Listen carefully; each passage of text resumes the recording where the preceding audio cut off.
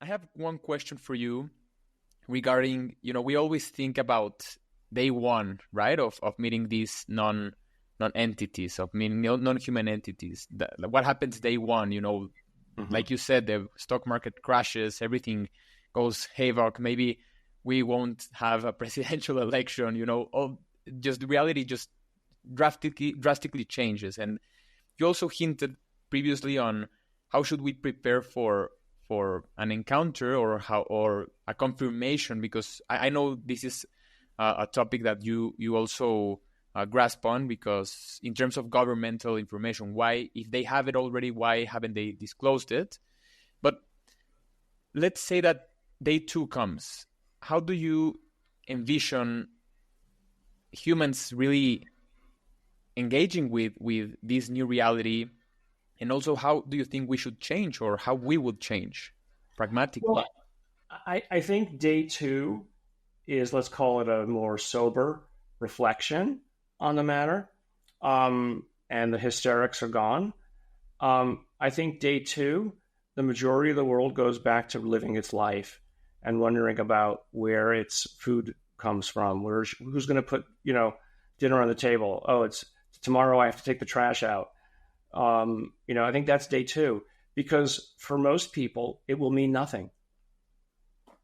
It will mean nothing.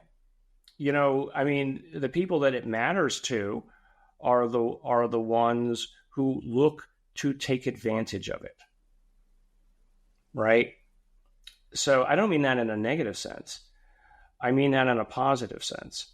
That, okay, there's something here. What's in it for me? What's in it for the country? What's in it for my family? What's in it for the planet? So that's the conversation. And so actually it ends up looping right back to what humans have been dealing with every day for all of reality, is how do I invest in potential? Right? And that means, okay, if there's a technology that we can take advantage of, can I convince them to give it to me?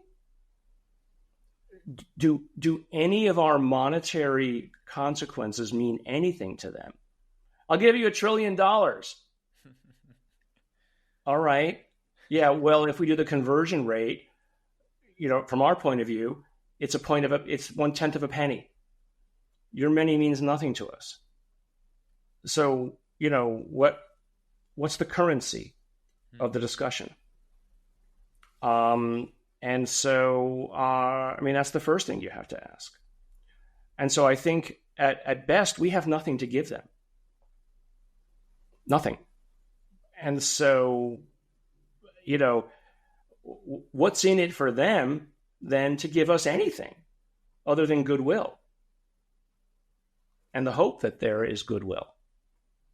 Right? And so I think that's kind of where you have to start this discussion. And I think then, at best, we take advantage only by mimicry, by seeing what it is that they can do. If they can show us what they can do, maybe we can figure out how they do it. Knowing that somebody can move faster than light, if that's, let's say, something that they have, or saying that they have some way to negate gravity, just the most extreme examples, tells any good scientist, okay, well, it's possible. Okay, so if I can get a piece of one of their craft, let's say, maybe I can find the principle within there that leads to the technology revolutions that eventually allow me to do it as well one day.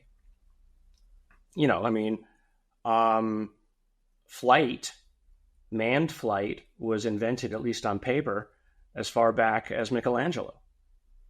On paper. It took the Wright brothers and others another few hundred years to actually practicalize it. But that was all based on the notion, going back literally thousands of years, to Icarus. And, I'm going to put feathers on my arms, and patch together with wax. And I'm going to fly towards, into the air until I get too close to the sun. And that was it. He dies.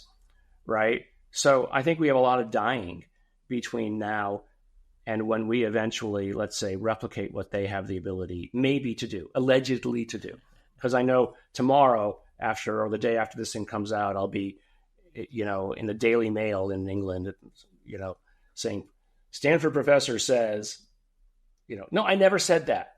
I speculated it. Yeah. But I know it makes a nice clickable headline. I'm gonna have to resist myself in the headline, because with all of what happened with you mentioned with deGrasse Tyson, it's gonna be that's a whole.